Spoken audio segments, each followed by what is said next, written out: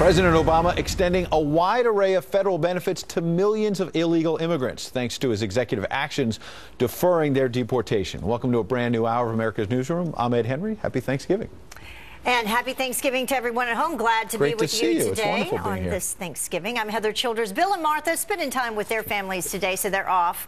Well, the White House now confirming that illegal immigrants who stay in the country under President Obama's new executive actions and apply for U.S. work permits will be eligible for Social Security and Medicare, potentially putting added pressure on the severely underfunded programs. Leland Vittert is live in Washington right now. Good to see you. Happy Thanksgiving, Leland. Ed, happy Thanksgiving. Nice to see you as well. At least one Republican says this is an attack on working families. The details here are important because it goes right to the heart of President Obama's statements during the rollout of his immigration reform by executive action. The White House now says that illegal immigrants who go through the process of applying for work permits will be eligible for Social Security and Medicare. Essentially, those who aren't deported and get work permits, along with a Social Security number, would then pay into the system, the same system we all pay into.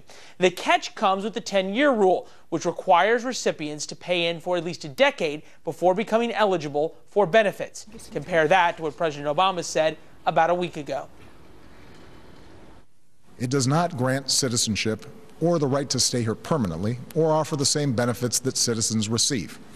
Only Congress can do that. All we're saying is we're not going to deport you.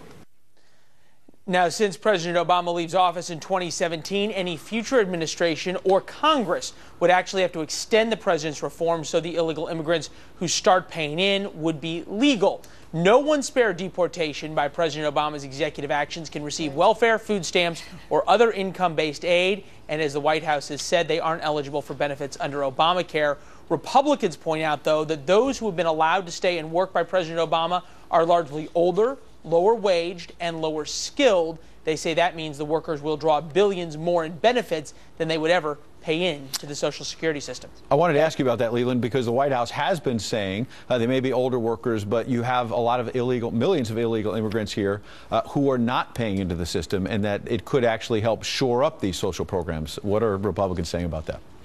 Well, this is exactly the issue of the math here in terms of how much money goes into the Social Security program, how much money is going to then end up coming out in terms of the real numbers here. How many people are going to apply for these work permits, how many people will actually pay in, and how many people are going to stick around for the time to get the money to come out come 10 years from now. Obviously, Ed, Republicans are on the other side of this saying, wait a second here, this math just doesn't work. The question is this the law of unintended consequences or of intended consequences by the White House? Here it is, Thanksgiving. Leland Vittert's got the pencil out for us. Not is he just working, he's got the pencil, Heather. He is adding up the math. Happy Thanksgiving, Leland.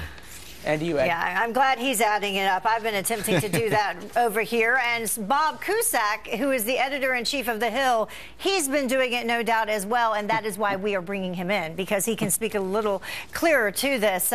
So, Bob, what are your thoughts on this? You just heard Leland reference the sound from President Obama where he said that this amnesty, this immigration deal, executive order, does not offer the same benefits citizens receive, only says that we will not deport you. Now that appears to not be the case. Yeah, I mean, President Obama went big on this immigration action, as the left wanted him to do.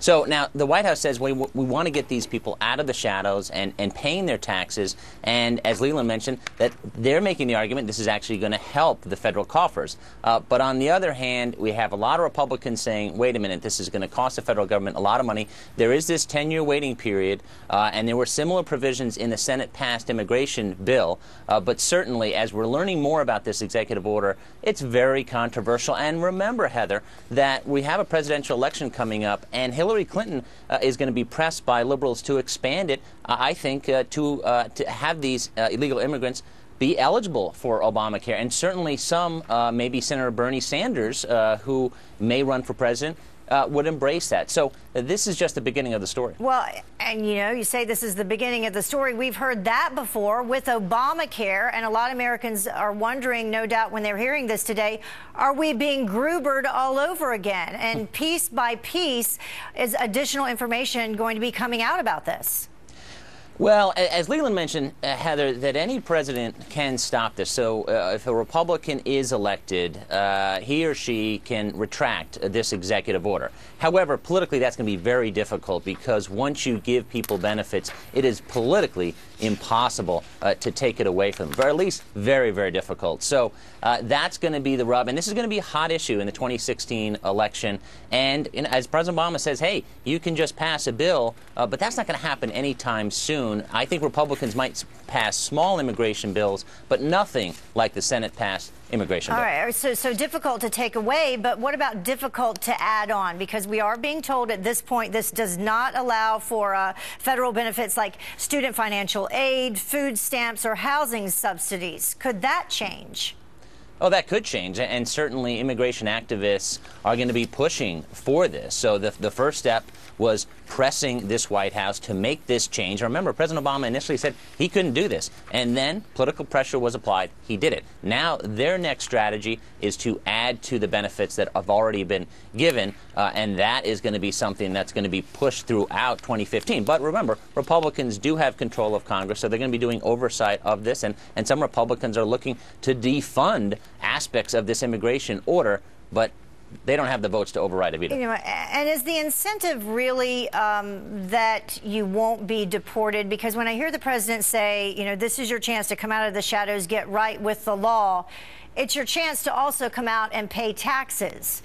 Many of these folks, they're already here, they're already getting paid, they're not paying taxes. So what is the incentive? Is it just the deportation, the lack of deportation that he believes will make them come out and do this legally?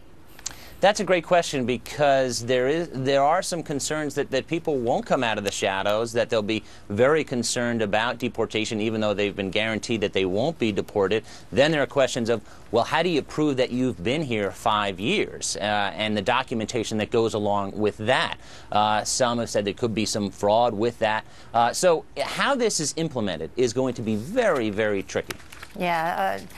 Seems to be a lot of planning that still needs to take place. Thank you so much for joining us on this Thanksgiving, and happy Thanksgiving to you and yours. Happy Thanksgiving to you, Heather. All right, see ya.